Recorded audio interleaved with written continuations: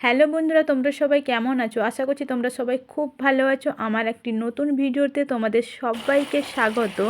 আশা করছি ভিডিওটি তোমাদের কাছে খুব ভালো লাগবে। প্লিজ তোমরা সবাই বাড়িতে একবার ট্রাই করতে পারো। খুব সুন্দর হয়েছিল খেতে। তো চলো, শীতের স্পেশাল শুক্তো রেসিপি নিয়ে তোমাদের সামনে চলে এসেছি।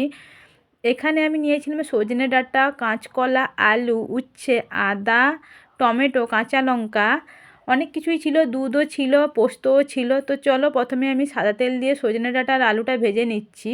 ও এর মধ্যেই আমি কাঁচকলাও দিয়ে দিয়েছিলাম। তো কাঁচকলাটাও আমার ভাজা হয়ে গেছে। পরে কিন্তু আমি উচ্ছেটা ভেজেছি। উচ্ছেটা আলাদা করে তোমরাও প্লিজ ভাজবে।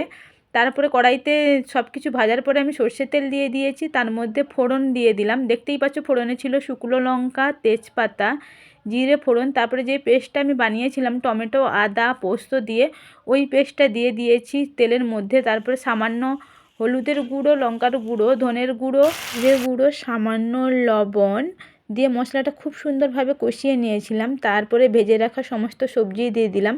আমার কাছে কিন্তু বড়ি ছিল না। তোমাদের বাড়িতে যদি বড়ি থাকে অবশ্যই তোমরা বড়িটা ভেজে ব্যবহার করবে, দেখবে খেতে আরও সুন্দর লাগবে। আমার বড়িটা শেষ হয়ে গিয়েছিলো, তাই বড়িটা আনার কথাও ভুলে গেছিলাম। তো চলো, তারপরে আমার সমস্ত কিছু ভালোভাবে কষানো হয়ে গেছে। তারপরে যেইটুকু দুধ ছিল সেইটুকু দুধও দিয়ে দিলাম, যাতে সামান্য, এমনিতেও এগুলো কিন্তু সেদ্ধ হয়ে গেছিলো ভাজার সময়ই আমি দেখেছিলাম। তোমাদের যদি না ভাজার সময় যদি না সেদ্ধ হয় তাহলে তোমরা দুধের পরিমাণটা একটু বেশি বাড়িয়ে দিবে। তো তাই আমি সামান্য একটু দুধ দিয়ে ভালো করে ফুটিয়ে নিচ্ছি। তো তোমাদের রেসিপিটা যদি ভালো লেগে থাকে অবশ্যই কিন্তু তোমরা বাড়িতে ট্রাই করবে। খুব সুন্দর হয়েছিল। শীতের কিন্তু এক থালা ভাত কিন্তু এক নিমেষে হয়ে যাবে। তারপরে আমি জাস্ট, আমার লবণ কমে গেছিলো তাই আমি দেখে একটু সামান্য লবণ দিয়েছি, অল্প একটু চিনি দিয়েছিলাম। তারপরে দিয়ে দিলাম ঘি।